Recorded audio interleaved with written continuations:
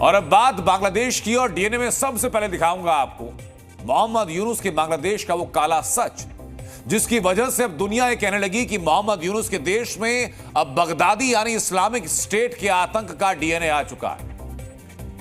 एक तस्वीर में दिखाता हूं आपको, वो तस्वीर आप देखिए।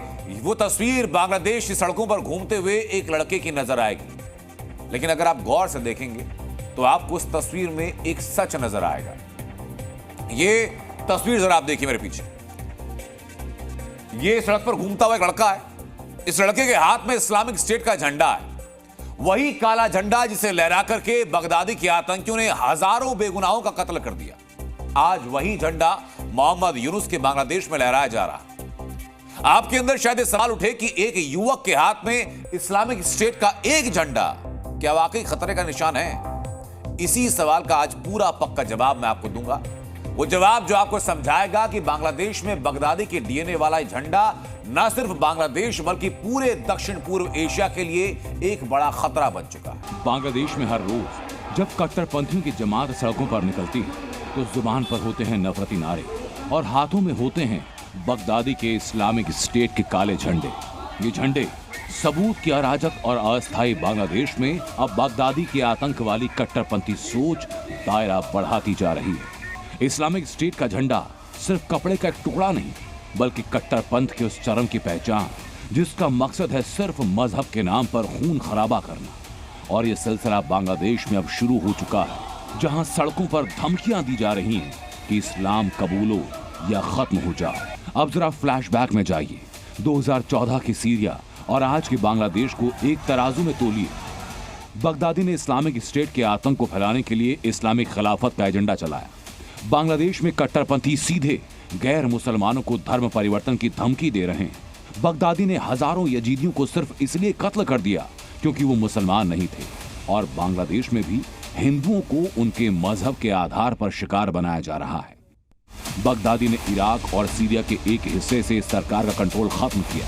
बांग्लादेश में भी कथित क्रांति की आड़ में लोकतांत्रिक सरकार को खत्म किया गया।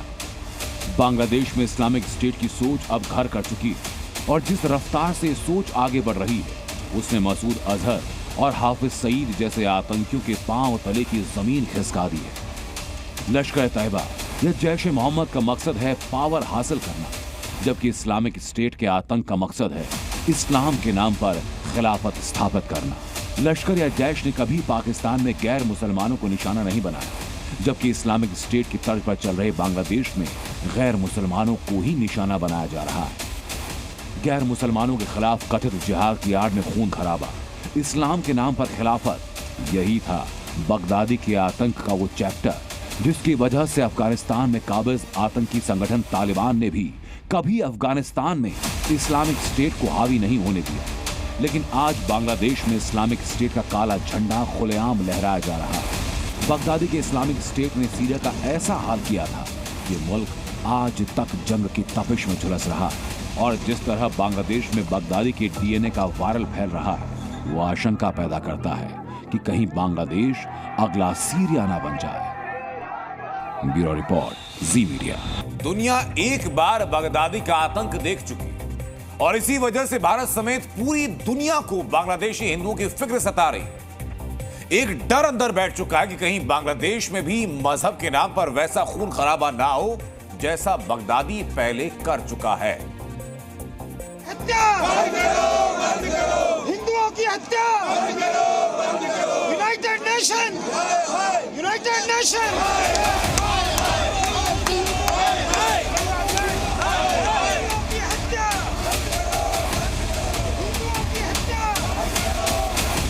जिस बांग्लादेश को हम बना सकते हैं उसे 2 मिनट लगेगा डिस्ट्रॉय करने में।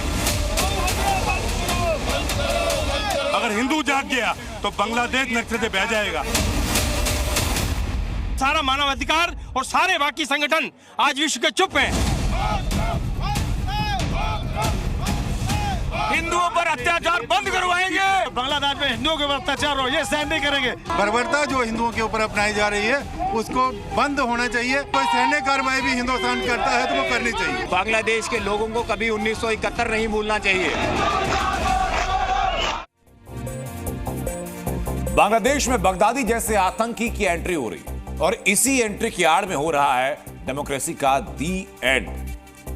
ये कोई कयास नहीं है बल्कि सिर्फ तथ्यों के साथ जाहिर की जा रही एक आशंका है, क्योंकि 8 अगस्त को जब बांग्लादेश की अंतरिम सरकार बनी थी तो मोहम्मद यूनुस ने कहा था कि प्रशासनिक सुधार जैसे ही होंगे वैसे ही बांग्लादेश में चुनाव हो जाएंगे। फिर यूनुस सरकार में सलाहकार आसिफ नजरुल ने कहा कि साल 2025 में बांग्लादेश के आम चुनाव होंगे। सरकार के 100 दिन पूरे होने पर बांग्लादेशी आर्मी का चीफ बयान देता है कि चुनाव होने में कुछ वक्त लग सकता है। और अब बांग्लादेश का सबसे बड़ा राजनीतिक दल यानी खालिदा जिया की बीएनपी इल्जाम लगा रही है कि मोहम्मद यूनुस सरकार साल 2026 तक चुनाव को टालना चाहती है। मोहम्मद यूनुस बार बार चुनाव की तारीखों को आगे बढ़ा रहे हैं। जिन खालिदा जिया के समर्थन से शेख हसीना को गिराया उनसे भी दूरियां बनाई जा रही हैं। और इसी वजह से सवाल उठ रहे हैं कि क्या मोहम्मद यूनुस उसी तरह बांग्लादेश का तानाशाह बनना चाहते हैं जैसे परवेज मुशर्रफ ने पाकिस्तान में सत्ता हथियाई थी। क्योंकि मुशर्रफ जब तानाशाह बने थे उस वक्त पाकिस्तानी फौज उनके साथ खड़ी थी और हालिया घटनाक्रम यह साफ बताता है कि यूनुस को भी बांग्लादेशी फौज का पूरा सपोर्ट हासिल है। मुशर्रफ ने राजनीतिक विरोधियों पर लगाम लगाने के लिए देशद्रोह के केस लगाए। शेख हसीना के रूप में एक राजनीतिक विरोधी को यूनुस बहा का रास्ता दिखा चुके हैं, जबकि खालिदा जिया से उनकी अदावत अब खुलकर सामने आ रही है। लेकिन दोनों के बीच में सिर्फ एक फर्क है कि मुशर्रफ ने कट्टरपंथी गुटों पर सख्त एक्शन लिया था, जबकि मोहम्मद यूनुस कट्टरपंथी गुटों को लगातार शह दे रहा है। तो फिर सवाल कि क्या जिस तरह मुशर्रफ ने न्यायपालिका के जरिए राजनीतिक विरोधियों को दूर किया वही काम मोहम्मद यूनुस कट्टरपंथी गुटों के जरिए करना चाहते हैं। यानी राजनीतिक विरोध की कोई भी आवाज होती है उसको पूरी तरीके से कट्टरपंथ के सहारे कुचल देना। मोहम्मद यूनुस के बांग्लादेश में अराजकता और अस्थिरता इस कदर बढ़ चुकी है कि अब चोरी चकारी करने वाले जो अपराधी होते हैं वो भी आतंकी का कद हासिल करते जा रहे हैं। और आशंका तो यह है कि बांग्लादेश में जेलों से जो लोग फरार हुए थे, आपको याद होगा कि जिस वक्त बांग्लादेश में तख्ता पलट हुआ था, शेख हसीना वहां से आई थी, उसी वक्त बांग्लादेश की जेल तोड़ करके कई लोग फरार हो गए थे।